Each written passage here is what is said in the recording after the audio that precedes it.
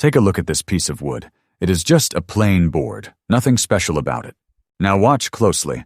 I am going to brush on this first liquid. It looks a bit like weak tea. Right now, nothing happens.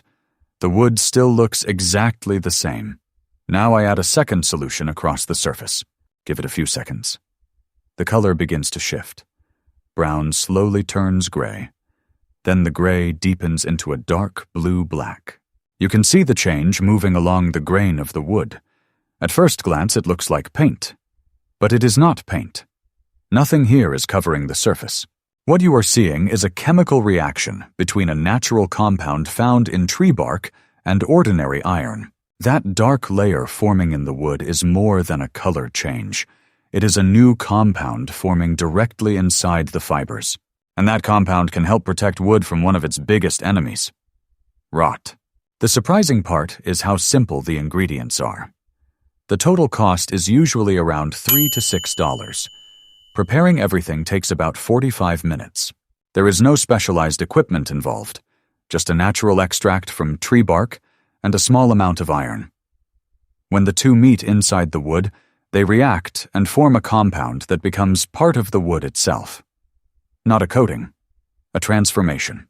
One of the biggest problems with outdoor wood is rot. It slowly breaks down the fibers and weakens the structure from the inside out. You see it everywhere. Fence posts that start to soften near the soil. Deck boards that slowly crumble after years of rain and humidity. Wooden planter boxes that look solid on the outside, but fall apart when you press on them. A typical untreated fence post placed in damp soil often lasts somewhere between 5 and 10 years. Moisture, fungi, and microbes slowly do the rest. But when wood is properly protected, that lifespan can change dramatically. The same post can sometimes last 20 years or more before serious decay begins. What makes this reaction interesting is that it is not a modern discovery. People who worked with wood and iron centuries ago had already noticed the same strange effect. When builders from the Vikings constructed wooden docks and coastal structures, they often saw wood darken around iron fittings and fasteners.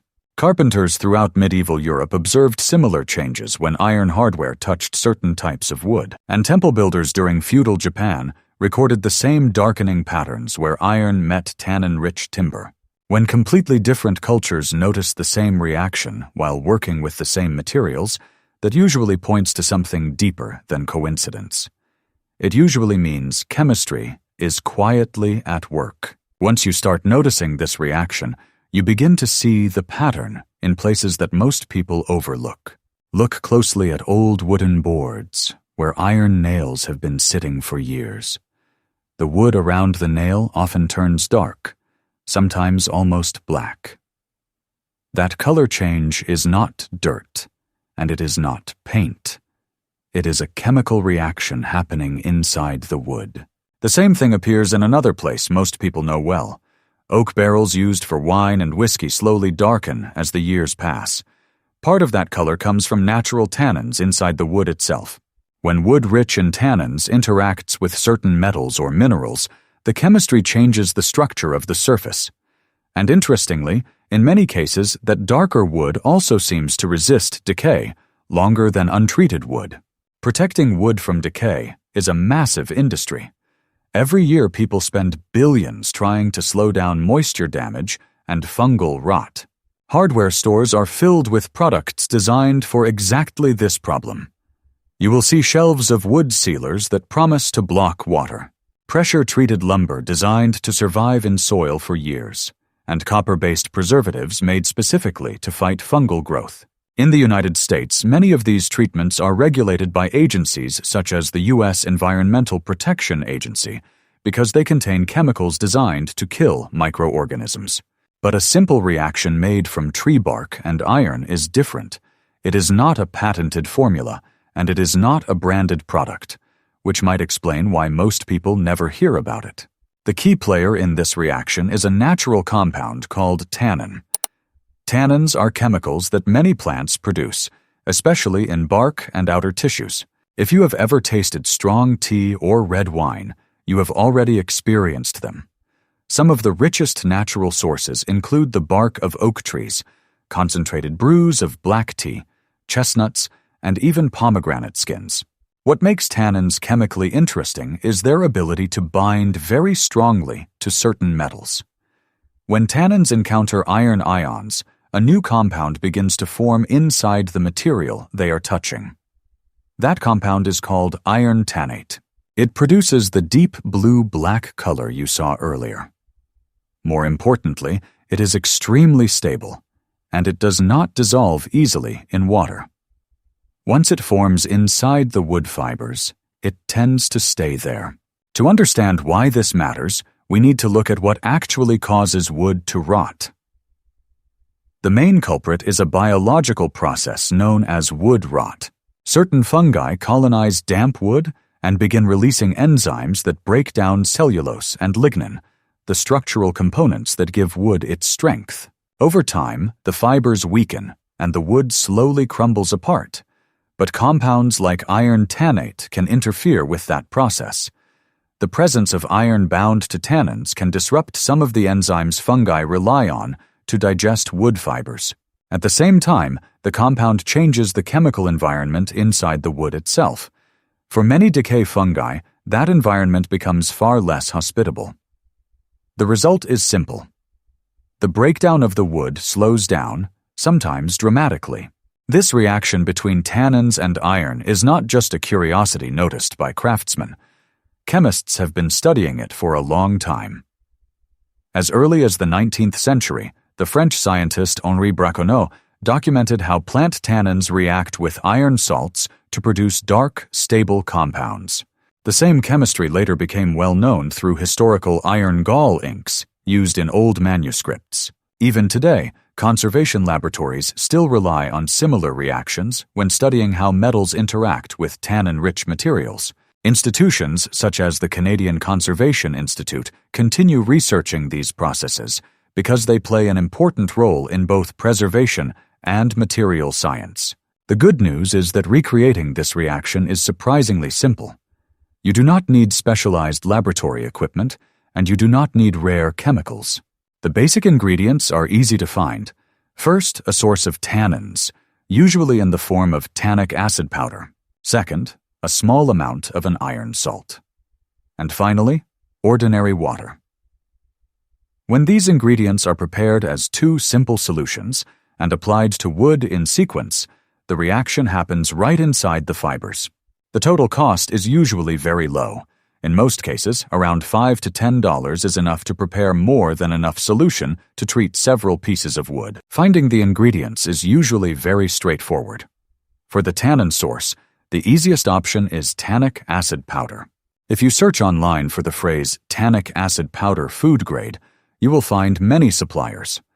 Two common places people buy it from are Amazon and bulk supplements.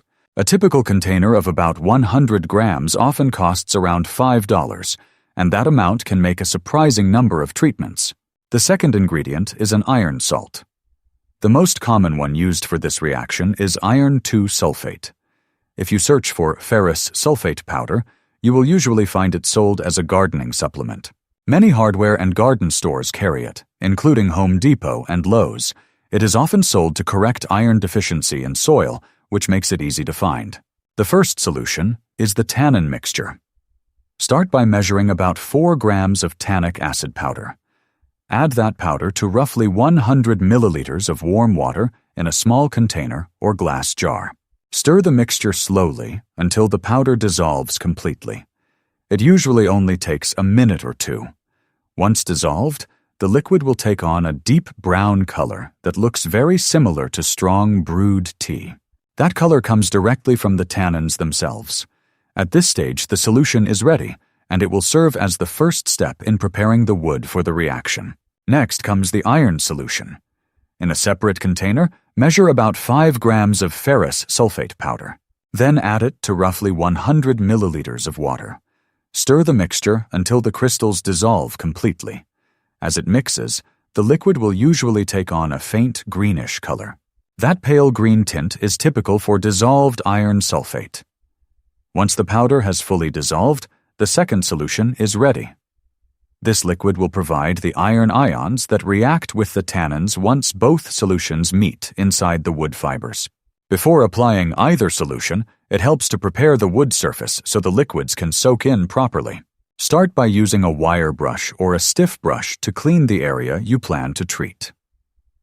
The goal is simply to remove loose debris. Brush away dust, dirt, and any soft or crumbly wood that has already begun to decay. You do not need to sand the wood down to fresh timber. In fact, slightly weathered wood often absorbs the solution even better. As long as the surface is reasonably clean and free of loose material, it is ready for the treatment. Now the actual treatment begins. Start with the tannin solution. Using a brush, apply an even layer across the surface of the wood. The goal is simply to wet the fibers so the liquid can soak in. Once the surface is coated, give it a little time to absorb. 10 to 15 minutes is usually enough for the tannins to penetrate the upper layers of the wood. After that, apply the second solution. Brush on the iron mixture the same way, spreading it evenly across the area you treated before. At first it may look unchanged. Then within a few moments the reaction begins. The color starts shifting from brown to gray, and then slowly deepens into a dark blue-black. What you are seeing is the formation of iron tannate happening directly inside the wood fibers. Once the first reaction has finished and the surface has dried, you can repeat the process with a second light application. Apply another thin coat using the same two-step sequence. This additional layer increases the amount of iron tannate that forms inside the wood. More of the compound means more protection within the structure of the fibers. In many cases, that second treatment also deepens the color slightly and helps create a more durable protective layer.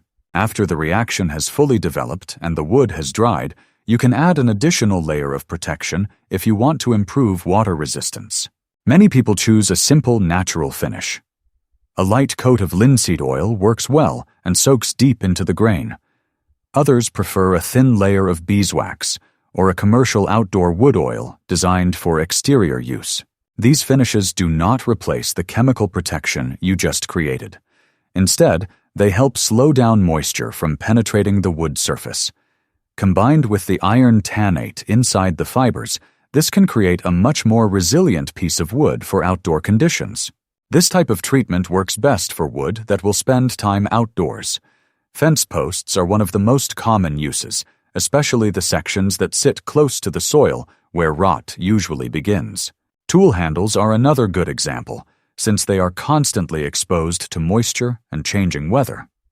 The same approach can also help extend the life of outdoor furniture, raised garden beds, or wooden planter boxes.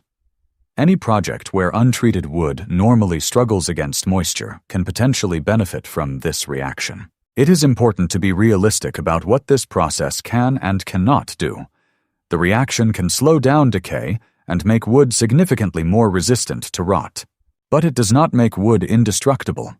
In extremely wet environments, or in places where wood stays constantly buried in damp soil, natural decay will still happen eventually. Over many years, the treatment may fade or weaken. In those situations, applying the process again after a few seasons can help restore the protective effect. When you step back and look at the result, it is easy to forget how simple the ingredients really are.